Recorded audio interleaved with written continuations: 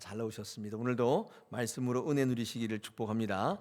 오늘 말씀은 불신자들의 구원의 문제. 오늘 설날이니까 이런 문제들을 가지고 한번 같이 생각을 해보는 귀한 시간 되기를 원합니다.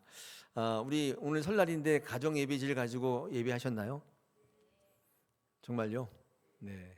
여러분 그 예배할 때 어떤 분은 다 예수 믿는 조상들이어서 편한 마음으로 예배했지만 어떤 가정은 또 예수 믿지 않고 돌아가신 분이 계셔서 예배할 때 한편으로는 이거 어떻게 된 거지? 그렇게 생각하신 분도 계셨나요? 네, 누가 그러셨는데? 네, 계실 수 있죠. 그래서 이런 문제들은 성경에서 말씀하고 있는 부분인데 잘 몰라서 그냥 각자 자의로 해석해요. 그래 이렇게 생각해서 신앙하는 경우가 참 많이 있습니다. 오늘 이 두 부분의 말씀을 가지고 성경에서는 그런 문제, 불신자들의 구원의 문제는 어떻게 되는가, 그런 문제를 좀 같이 나눠보는데 오늘 처음 하는 강의는 아니고 한 3번쯤 했습니다. 새롭죠? 그렇죠? 처음 하는 것 같죠? 세 번째. 좀 내용을 좀 플러스해서 한번 같이 말씀을 나누겠습니다. 오늘 성경 말씀에 베드로전서 3장 우리 19절에 보니까 영으로 지옥에, 옥이라는 게 지옥이거든요. 가서 영들에게 선포하셨다, 이런 말씀들을 근거로 해서 많은 사람들이 어떻게 얘기하냐면, 믿지 않고 죽은 사람들이 지옥에 가면 예수님께서 거기에 가셔서도 복음을 전파하셔서 그들조차도 다 구원하신다, 이렇게 말씀을 하면서 제 생각에는 믿지 않고 돌아가신 분들을 가족들을 위로하고 그들에게 소망을 주기 위해서 그렇게 이야기하신 것이 아닌가, 그런 생각이 됩니다. 여러분, 음부에 내려간다는 말이 있는데 우리 사도신경에도 그런 얘기가 있어요. 여러분 찬송가 이렇게 앞에, 맨 앞에 펴보세요. 이렇게 펴보시면요, 찬송가에 이렇게 우리가 늘 고백하는 찬송가에 보면 맨 앞에 사도신경이 있죠. 근데 거기 보면 뭐라고 되어 있습니까? 거기에 그 밑에 주가 있나요? 뭐라고 써 있어요? 예, 장사 되시어 지옥에 내려가셨다는 말이 원래는 사도신경에 있는데 우리 사도신경에 빠져 있단 말이에요. 음부에 내려갔다, 오늘 여기에 말씀하신 것도 영으로 지옥에 내려가셨다, 또는 사도신경 원문에 예수님께서 음부로 내려가셔서 거기서 전파하셨다, 이런 말씀들이 도대체 어떤 말씀인가. 정말 믿지 않는 사람들이 지옥에 갔는데 그들을 구원하시기 위해서 예수님께서 십자가에 못 박혀 돌아가시고 장사된 그 기간에 내려가셔서 그들을 구원하러 가셨는지, 이런 설교를 많이 듣고 그런 얘기를 많이 하시는데 거기에 대해서 우리 개혁신학에서는 뭐라고 해석하는지에 대해서 좀 말씀을 좀 나누겠습니다. 여러분, 이 지옥에 내려가셔서 복음을 전하셨다는 말의 성경적 해석은 제2의 기회설, 선포설이 아닙니다. 그건 꼭 기억하셔야 돼요. 그러니까 죽은 자들에게도 또 한 번의 기회를 주신다, 그런 내용이 아닙니다. 이렇게 해석하면 이제 교리적인 문제점들이 굉장히 많습니다. 예수 그리스도께서 죽음 이후에 지옥에까지 내려가셔서 복음을 전파하셨다면, 그들에게도 또다시 구원을 얻을 수 있는 기회를 주셨다면 어떤 일이 일어날까 하면, 어떤 일이 일어나냐면요, 네, 한마디로 말하면 이 땅에 있을 때 예수를 믿을 필요가 없죠.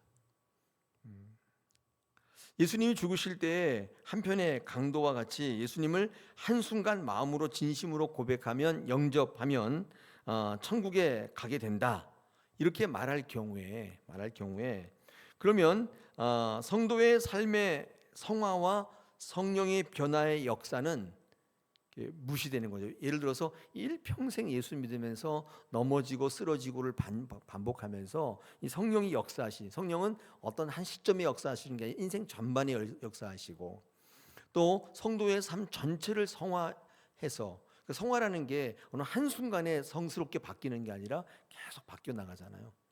그런 성도의 성화와 성령의 변화는 사실상 의미가 없어지는 거죠.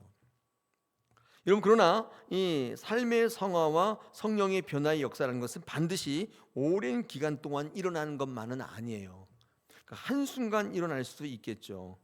30년 걸쳐 일어나는 성령의 변화도 성령의 역사지만 한순간 강력한 성령의 역사도 성화라고 해야 합니다. 그러니까 요지는 뭐냐면 성령께서 길게 역사하셔서 그 인생 전반에 걸쳐서 구원의 역사를 이루시든 왼편에 있는 오른편의 강도처럼 한순간에 성령의 역사와 성화를 일으키시든 그 성령의 역사이지 우리가 판단할 문제는 아니라 그 말이에요.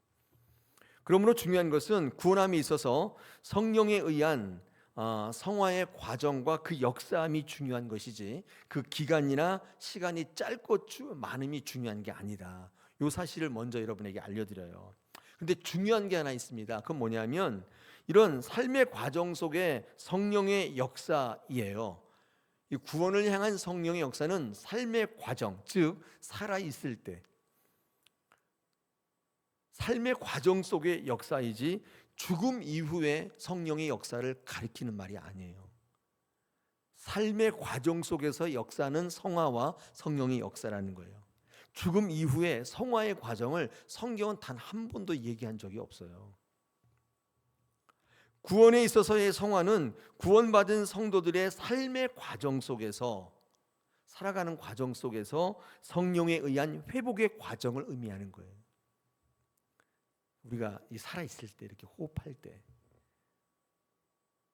죄인으로 태어났는데 하나님의 백성으로 회복되는 이 삶의 과정 속에서 그 어려운 도전과 유혹 속에서 하나님의 사람으로 어떻게 회복되어져서 하나님의 사람으로 바뀌는가, 그래서 하나님의 나라를 유업으로 받는가의 문제가 구원의 문제이지 죽은 이후의 성화의 문제를 성경은 단 한 번도 얘기한 적이 없다. 예수 그리스도께서 음부에 가셔서 복음을 전파한다는 것은 그렇죠? 살아있을 동안의 성화를 말하는 게 아니라 죽음 이후의 성화를 말하는 것이기 때문에 구원의 기회를 한 번 더 준다는 것이잖아요. 이거를 우리 신학에서는 구원의 제2기회설이라고 얘기해요. 좀 유식한 말로는 만인 구원설이라고 얘기해요. 모든 사람이 다 구원받는다. 예수를 믿는 사람이건 안 믿는 사람, 살아서 안 믿는 사람들은 죽어서 그 전도를 받아서 예수 믿고 구원이 된다. 이렇게 이야기하는 거예요. 그러니까 이 땅에 어떻게 살았든지 관계없이 결국 음부에서 구원을 받게 된다는 것이 사실이라면 아까 제가 말씀드린 것처럼 굳이 이 땅에서 예수 믿을 필요가 없다는 말도 돼요. 여러분, 이 땅에서 예수 믿는 일이 보통 힘든 일이 아니잖아요. 예수 믿고 싶은데 예수 못 믿게 하는 것들이 얼마나 많아요. 유혹도 많고 못 믿게 만드는 영적, 영혼적, 환경적 도전들이 굉장히 많아요. 그래서 이 땅에 살아있을 때 예수 믿는다는 것은 보통 힘든 일이 아니에요. 근데 죽어서 예수 믿는다면 굳이 이 어려운 환경 속에서 예수 믿을 필요는 없죠.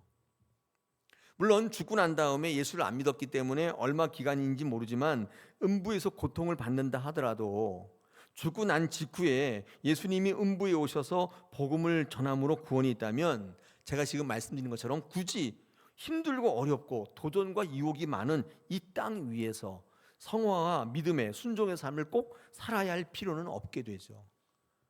여러분, 지금 예수 믿는데 쉬워요? 예수 잘 믿으러 보려고 그러면 또 계속 누가 유혹하지. 그거 아니야. 너의 삶에 집중해. 인생은 짧아. 이런 명절 때 뭐하러 교회를 가? 가족끼리 화목하게 시간을 보내야지. 이런 그런 도전들이 있지 않아요? 있어요, 없어요? 있잖아요. 예수 믿기 어려워요. 예수 믿고 성화의 삶을 살아가는 게 보통 힘든 게 아니에요. 이 땅에 살아갈 때 꼭 이 땅에서 예수 믿을 필요가 뭐 있어요? 죽어서 얼마간 음부에서 고생은 좀 하겠지만 예수님이 오셔서 말씀을 전하실 때 그때 믿고 구원받으면 되잖아요. 만약에 그렇다면 과연 주님이 말씀하시는 원죄로부터의 구원과 이 땅의 삶의 자리에서 하나님의 백성 되고 자녀됨을 회복시키고자 하는 예수님의 구원과 맞는 걸까요? 그게 한번 생각해 보실 필요가 있겠죠. 어떤 이들은 이렇게 얘기해요.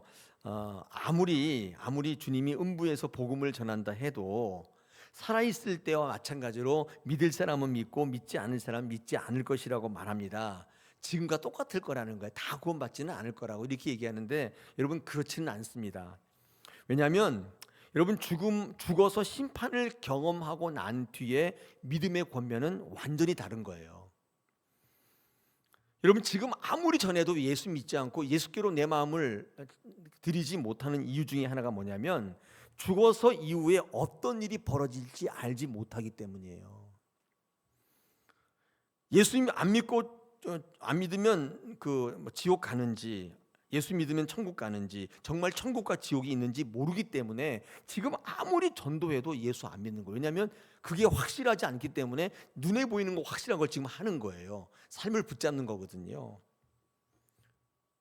근데 만약에 이 사실을 확실히 안다면 모든 사람이 다 예수 믿을 거예요. 지금 여러분 살아계시는데 천국과 지옥이 확실하게 있다, 이건 믿는 사람들은요 예수 확실하게 믿어요. 근데 우리가 예수 믿을 때 왜 흐지부지 하냐면 이게 확실하지 않는 거예요. 그 죽어봐야 아는 거잖아요. 근데 그때 죽어봐야 아는 일을 불확실한 일에 지금 올인하는 것보다 내 눈에 보이는 인생을 살아가는 게 더 낫잖아요. 그래서 예수를 안 믿거나 흐지부지하게 믿거나 말거나 믿었다가 안 믿 이렇게 하는 거예요.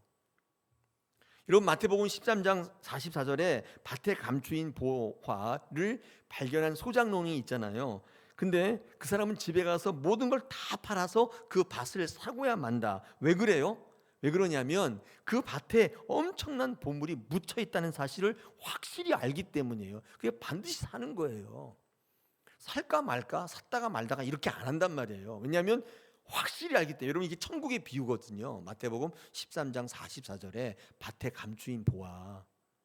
왜 그 밭을 사고야 마느냐면 이유는 한 가지예요. 거기에 보물이 묻혀 있다는 것을 알기 때문에. 확실하게 알기 때문에. 누가 뭐 꼬셔도 넘어가지 않아요. 어떤 부정적인 얘기해도 반드시 사고야 만단 말이에요. 여러분, 우리가 왜 예수 믿는 줄 아세요? 이게 확실하기 때문이에요.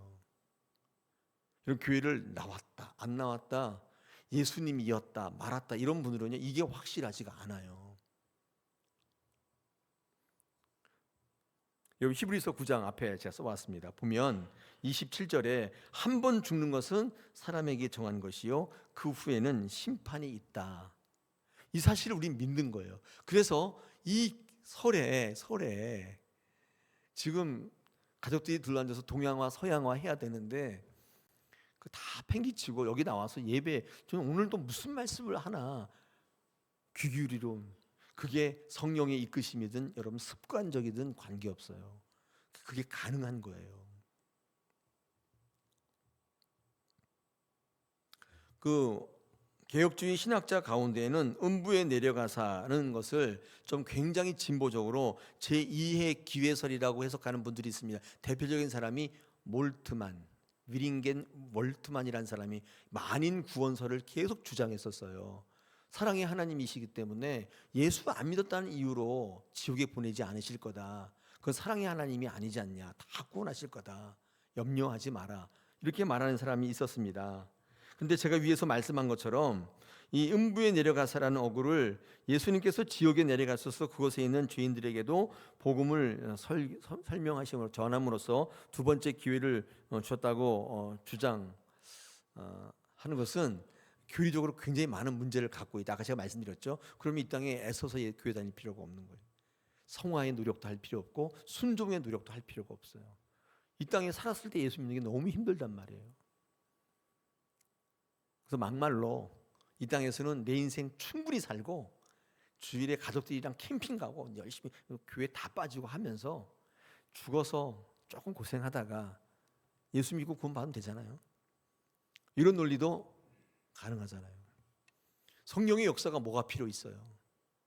성령이 우리를 변화시키셔서 예수 믿게 하시고 교회로 발걸음을 인도하시고 이렇게 하는 역사도 다 부인되는 거죠. 여러분, 루터교 있잖아요. 루터교에서는 예수님께서 음부에 내려가신 것을 지옥에 있는 사탄에게 승리를 선포하시고 그들에게 명백한, 지옥 안 믿고 지옥에 간 사람들 있잖아요. 그들에게 명백한 유죄 선언을 하시기 위해서 지옥에 내려가셨다, 이렇게 설교해요. 루터교는 또 이렇게 설교하더라고요. 이게 뭐 다양한 입장들이 있죠. 여러분, 천주교는요 이 입장을 가지고 연옥이라는 것을 설교하고 있어요. 연옥, 중간에 있다. 자, 그렇다면 천주교로부터 모든 말씀이 왜곡돼서 말씀으로 돌아가자, 종교 개혁을 일으켰던 개혁 교회들의 입장이 어떤 것이냐? 그러면 이 해석이 이제 우리가 그 전통위에 서 있는 개혁 교회들이잖아요. 한번 들어보실 필요가 있는데, 제가 언젠가 설교할 때 이 음부라는 단어, 지옥이라는 단어가 어떤 장소적인 개념보다도 이 상태적인 개념이라는 데 더 가깝다고 제가 말씀드렸죠. 그러니까 지옥이라는 게 뭐냐면 유황불이 헐헐 타는 어떤 장소가 아니라 성경에 의하면 예수님이 계시지 않는 곳, 예수님이 함께 계시지 않는 곳, 않는 상태. 천국이 어떤 상태냐 그러면 어떤 곳이냐면 하나님이 우리와 늘 같이 계시는 상태. 천국. 계시록에 모든 영혼들이 하나님과 함께 계셔서 거기가 이제 새로운 하늘 새 천지거든요. 이렇게 그런 게 아니라 어떤 장소보다도 어떤 상태적인 개념과 가깝다고 말씀드렸죠. 여러분, 만약에 이런 차원이라면 예수님에게 예수님이 음부에 내려가셨다, 옥에 내려가셨다고 할 때 예수님에게 이 옥이란, 지옥이란 어떤 것일까? 이렇게 해석합니다. 잘 들어보십시오. 하나님이신 예수님은 이 땅에 피조물을 입고 육신을 입고 이 땅에 오셨단 말이에요. 원래 그 예수님은 하나님이신데 원래 천상의 보좌에 앉아 계셔야 될 분이잖아요. 그런데 그분이 그 천상의 보좌를 다 버리시고 이 땅에 오셨다는 성경적 표현이 음부에 내려오셨다는 표현이에요. 이 땅에 내려오신 거. 이 땅은 지옥과도 같은 곳이에요. 왜냐하면 성자이신 예수님께서 하나님과 잠시 동안이지만 단절을 경험해요. 십자가에 못 박히실 때 왜 나를 버리십니까? 주님이 외치시잖아요. 뿐만 아니라 이 땅은요, 죄로 만연한 온통 하나님이 계시지 않는 곳이에요. 이 땅에 하나님이 내려오셨다는 표현을 개혁교회에서는 음부에 내려오사 이렇게 표현합니다. 여러분, 이 지옥이 하나님이 없는 상태, 여러분 천국은 하나님 늘 같이 있는 상태. 이 제가 얘기한 게 아니라 여러분 마태복음의 주제는요, 복음서의 주제는 하나님의 나라를 전파하는 거잖아요. 하나님께서 이 땅에 오셔서, 예수님 오셔서 회개하라, 하나님 나라가 가까이 왔다 선포하시는데, 그래서 이 복음서의 주제는요 하나님의 나라거든요. 그러면 마태복음 시작과 끝은 하나님의 나라로 끝나는데 그 하나님의 나라를 뭐라고 표현하고 있는지 한번 보겠습니다. 앞에 화면 보시면 마태복음 1장 23절 시작 부분에 예수님께서 이 땅에 오시는데 뭐라고 했냐면, 보라, 처녀가 잉태하여 아들을 낳을 것이요 그의 이름은 임마누엘이라 하라 하셨으니, 이를 번역한즉 하나님이 우리와 함께 계시다. 하나님의 나라를 임마누엘로 선포하고 시작돼요. 맨 마지막 마태복음 28장 20절 승천하시면서 뭐라고 하냐면, 내가 너희에게 분부한 모든 것을 가르쳐 지키게 하라. 볼지어다 세상 끝날까지 내가 너희와 항상 함께 있으리라. 하나님의 나라로 끝내요. 임마누엘, 내가 항상 같은 말이거든요. 이게 뭐냐면 우리에게 구원을 회복할 하나님의 나라가 어떤 것인지를 보여주시는 거예요. 금은 보화가 깔려있고 보석들이 막 휘황찬란하고 그런 데가 아니라 하나님이 우리와 늘 함께 있는 그 상태를 회복시켜 주시는 거예요. 이게 마태복음, 복음서 전체 주제예요. 하나님의 나라. 하나님과의 단절된 상태가 지옥일 수밖에 없잖아요. 예수님은 성육신의 삶을 사셨어요. 이 예수님의 성육신의 삶은 그 모든 것이 하나님이신 예수님에게는 단절의 경험을 하는 지옥의 경험일 수밖에 없죠. 여러분, 예수님이 십자가 골고다에 섰을 때 마태복음 27장 45절에 보니까 천지가 흑암으로 덮였다고 되어 있습니다. 천지 만물의 주인이신 예수님께서 십자가에 못 박혀 돌아가시면서 하나님과 단절을 경험하는 그때, 주여 왜 나를 버리셨습니까? 이 단절의 경험이 성경에는 어떻게 표현되어 있냐면 흑암이 온통 덮인 것으로, 지옥의 절정을 체험하는 것으로 표현되어 있다. 우리 개혁교회 신학은 이렇게 해석해요.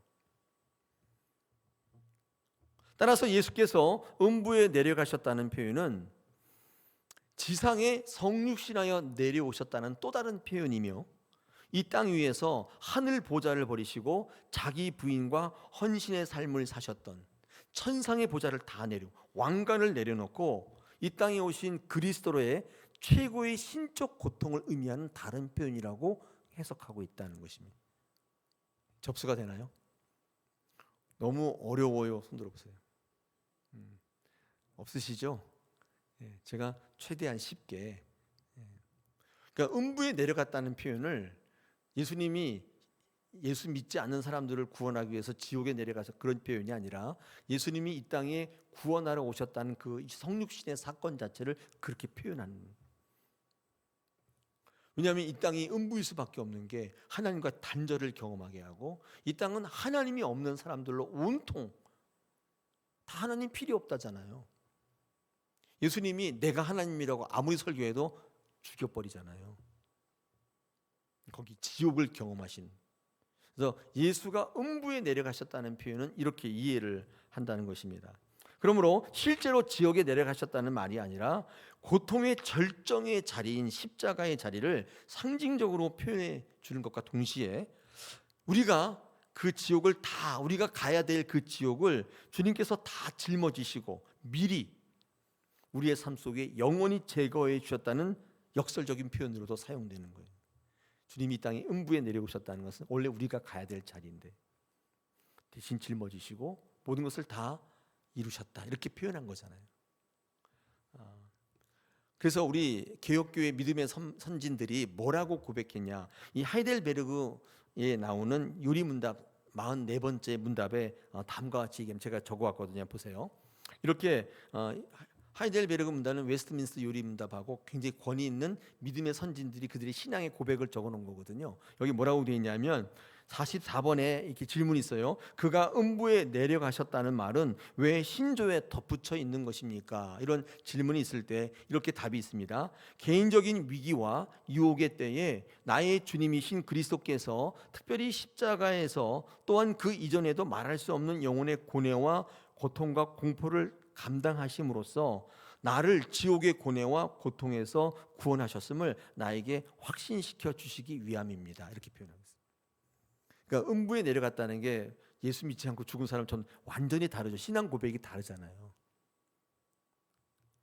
하이델베르그 요리문답은 굉장히 유명한, 교단 불무하고 다 같이 공부하는 교리문답이거든요.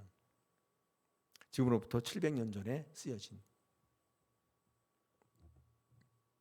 그러니까 음부에 내려가서라는 말을, 내용을, 고백을 통해서 우리가 죽은 뒤 도달하여 슬피 울며 이를 갈며 영원히 살아야 할 음부를 예수께서 정복하시고 우리를 대신하여 그 고통을 당하셨다는 것이고, 이 표현은 그것을 우리에게 확신시켜 주시기 위한 표현이다.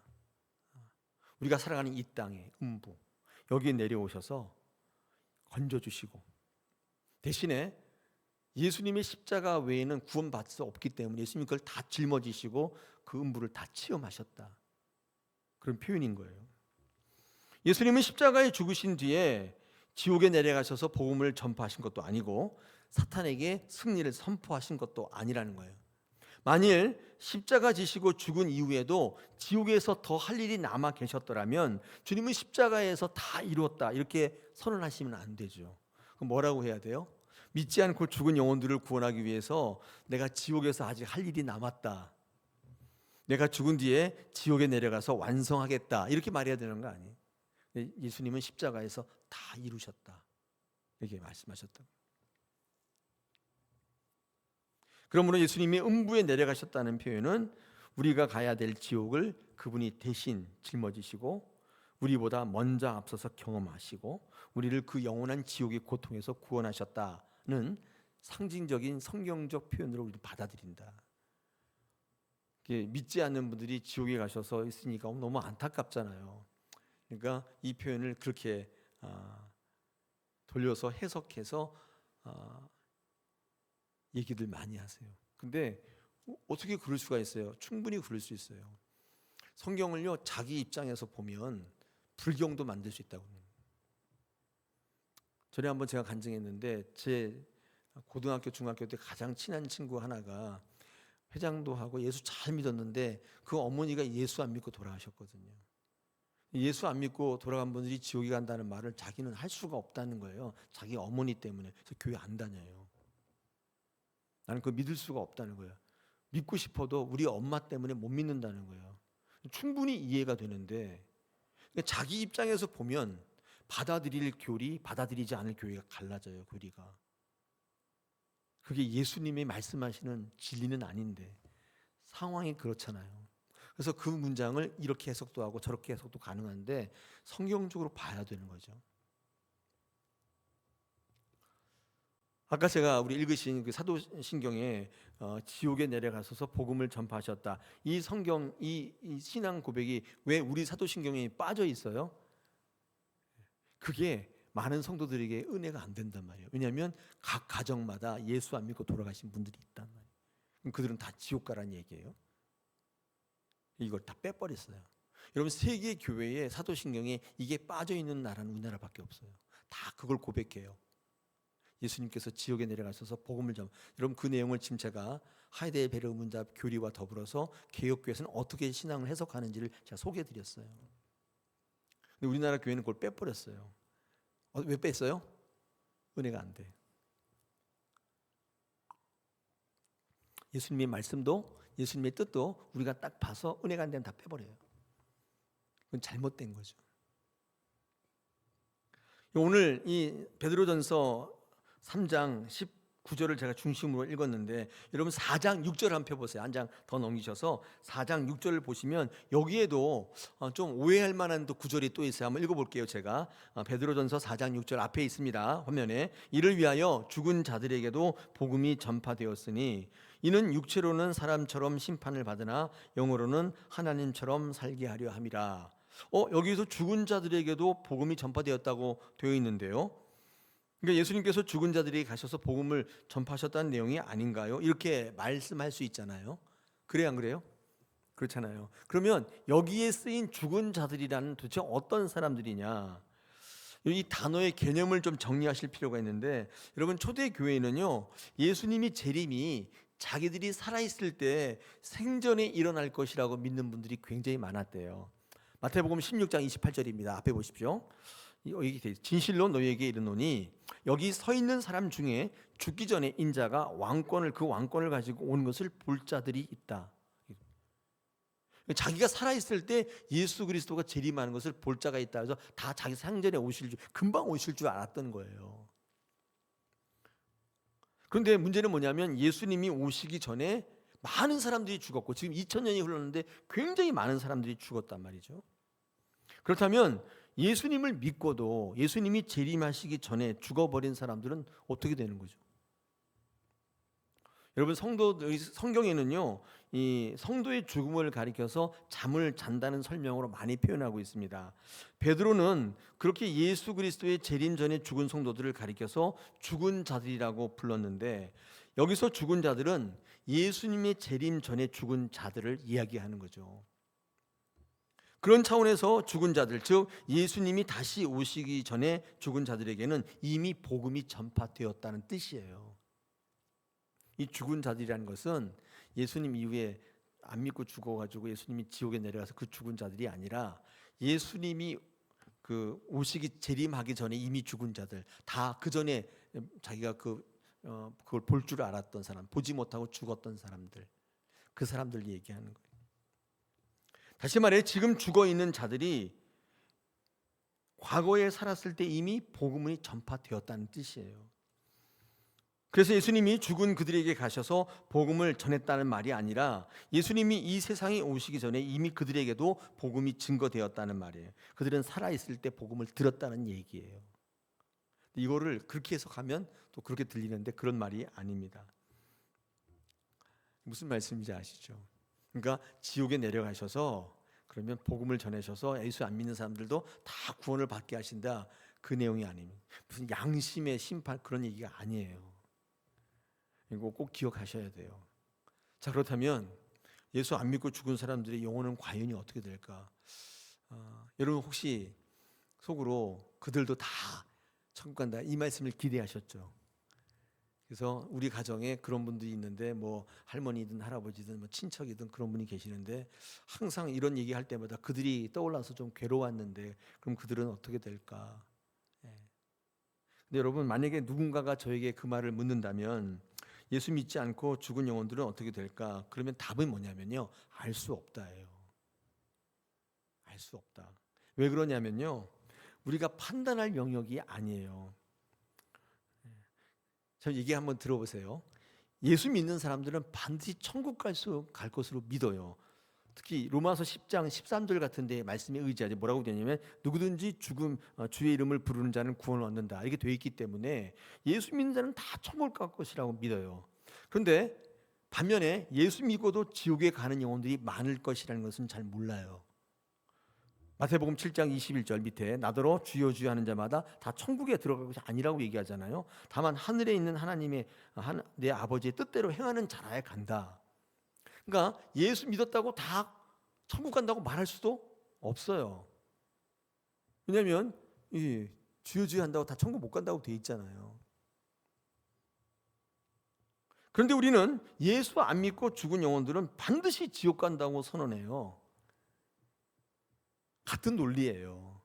근데 이렇게 말하는 논리가 근거가 두 가지인데 앞에 보세요. 아까 읽었던 우리 주제 본문이죠. 요한복음 14장 6절과 사도행전 4장 12절인데 요한복음 14장 6절에 뭐라고 말씀하냐면 아까 읽으셨죠. 예수께서 이르시되 내가 곧 길이요 진리요 생명이니 나로 말미암지 않고는 아버지께로 올 자가 없다. 또 사도행전 4장 12절에 다른 이로서는 구원을 받을 수 없나니 천하 사람 중에 구원을 받을 만한 다른 이름을 우리에게 주신 일이 없다. 이렇게 말했. 이거 보라고요. 여기 보니까 예수님 안 믿으면 길이요 진리요 생명인데 아버지께로 올 자가 없다고 했잖아요. 예수 안 믿으면 당연히 지옥 가는 거죠. 또 4장 12절에 다른 이로서는 구원을 받을 수 없는데 구원을 받을 만한 이름, 예수 이름을 받은 적이 없는데 구원을 주신 일이 없다고 하는데 당연히 구원 못 받죠.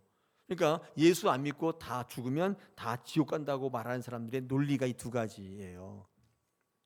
근데 과연 그런가? 여러분 요한복음 14장의 6절을 읽어보시면 우리가 발견하는 한 가지 사실이 있는데 여러분 이 말씀은 예수 믿지 않는 사람들을 지옥에 보내는 명분의 말씀이 아니에요. 누구에게 주시는 말씀이냐면 우리 요한복음 14장 1절 5절 제가 적어왔습니다. 보세요.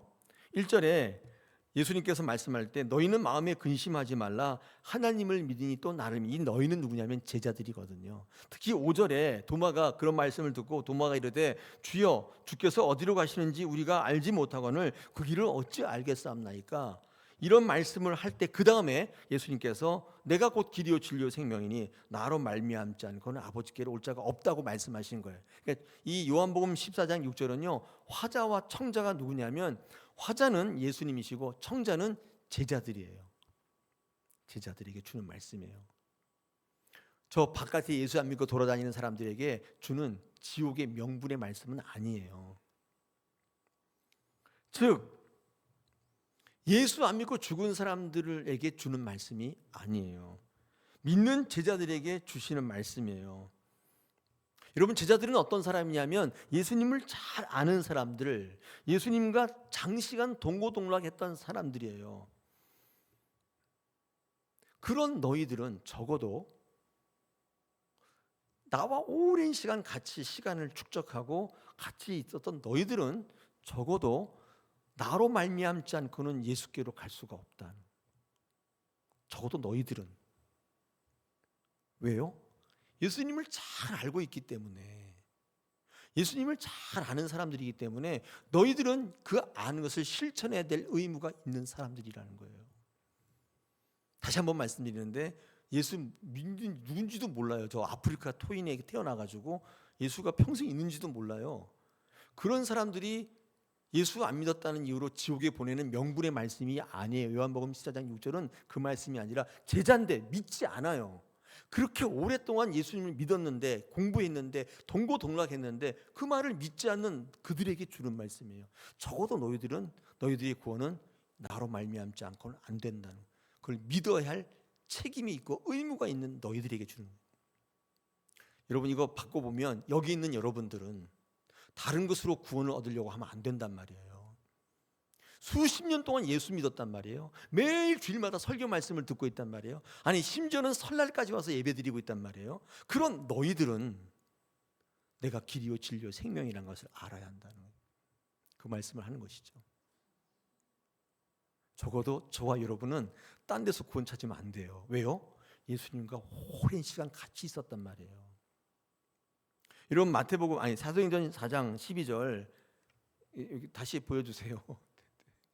여기에 다른 이름을 준 적이 없다. 이 천하 인간의 다른 이름을 구원의 이름으로 준 적이 없다. 구원을 받으려는 다른 이름을 주시니 이거 한번 사도행전 4장 읽어보시면 이건 누구에게 주신 말씀이냐면 관리들, 장로들, 서기관들에게 주시는 말씀이거든요. 여러분 그들은 어떤 사람이냐면 제자들과 똑같은데 상황이 약간 달라요. 이들은 예수님을 죽이기 위해서 예수님을 깊이 연구한 사람들이에요. 예수님에 대해서 바삭하게 알아요. 일거수일투족 다 알아요. 예수가 어떤 분이신지도 알아요. 이미 알아. 이게 하나님의 아들이라는 것도 알게 되었어요. 나중에는. 그런데 자기의 밥그릇 지키려고 그것을 죽인 사람들이란 말이에요. 그들에게도 하는 말이에요. 그들에게 구원을 받은 다른 이름을 준 적이 없다는 거예요. 그들은 예수님을 잘 아는 사람들이란 말이에요. 비록 예수님을 죽이려고 연구했지만 나중에 알고 보니까 이거 예수님이 하나님이시네. 이걸 알았단 말이에요. 두려워했어요. 그런데 자기 당장의 삶, 당장의 유익, 당장의 그것 때문에 이것을 무시했어요. 그런 그들에게 주시는 말씀이에요. 적어도 제자들은, 적어도 예수님을 연구한 사람들은 예수 이름 외에 구원이 없다는 사실을 알아야 한다는, 그것을 믿어야 한다는, 그것으로 구원을 삼아야 한다. 그것이 너희들에게 의무이고 책임을 묻겠다는 거예요. 왜? 예수님과는 항상 같이 있었기 때문에. 여기 모르는 사람들이 그거 어떻게 알아요? 전하지 않는다면 어떻게 알아요?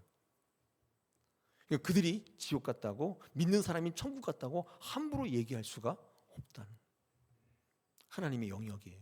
우리는 어떻게 해요? 이 말씀을 붙들고 우리는 예수 믿는 자로서 예수가 길이요 진리요 생명이고 예수 이름 외에 다른 이름을 우리에게 구원의 이름을 준 적이 없기 때문에 예수를 믿어가는 이 순간에 다른 것에 한눈을 팔고 다른 것을 우상 숭배하고 돈을 섬기고 인생을 섬기고 이렇게 하면 너희들은 구원이 없다고 말하는 거예요. 왜요? 우리는 그만큼 오래 예수의 제자로 자처하며 살았기 때문에.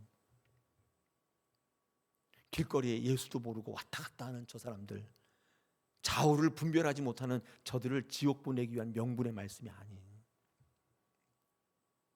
그럼 그들은 천국 갑니까? 모른다니까요. 예수님께서, 하나님께서 처리하셔요. 아까 얘기했잖아요. 예수 꼭 믿는다고 다 천국 가는 것도 아니고, 예수 안 믿는다고 다 지옥 가느냐, 그것도 모를 일이죠.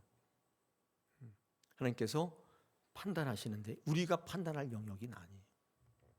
그러나 우리에게 주시는 믿음의 직분이 있고 믿음의 사명이 있잖아요. 우린 이걸 붙들고 끝까지 주님을 향해 달려갈 우린 책임과 의무가 있다. 사명이 있다. 이걸 기억하셔야 돼요. 그러므로 다른 사람이 믿음이 없다고 함부로 정죄하거나 저 지옥 갈 것들 이렇게 하는 것은 온당치 않다. 할렐루야. 네. 제가 여러분 믿지 않는 사람들이 구원이 어떻게 되냐, 수많은 질문을 받지 않겠어요? 예수 안 믿으면 지옥, 예수 믿으면 천국, 이 이분법이 과연 맞을까? 수많은 책들과 참고서를 보면서, 성경을 보면서 과연 예수님은 어떤 마음이셨을까? 그 마음을 가지고 한번 성경을 읽어보세요. 성경에는요 단 한 번도 정죄의 논리가 없어요. 구원의 논리, 통합의 논리, 사랑의 논리가 있죠. 하나님 우리에게 정죄의 권한을 허락하신 적이 없어요. 할렐루야. 그래서 세상이든 성도든 정죄하고 지적하고 손가락질하는 것은 굉장히 하나님 뜻에 맞지 않아요. 여러분 다른 거지 틀린 게 아니에요. 제가 늘 말씀드리는 거잖아요. 어떤 분은 저한테 오셔서 목사님 왜 목회를 이렇게 하세요? 다른 교회 목사님 이렇게 하시던데요. 다른 거지 틀린 게 아니라고 제가 말씀드려요. 지상의 교회가 이렇게 많은 이유는 다 달라요. 우리 개신교회 특별히 다양성 속의 통합이거든요. 천주교는 획일적이에요. 그냥 개성 다 무시하고 딱 하나로 통일되어 있는데 이 기독교는, 개신교는 다양해요. 다양해. 근데 틀리지만 않는다면 어떤 걸 믿어도 구원에 이른단 말이에요.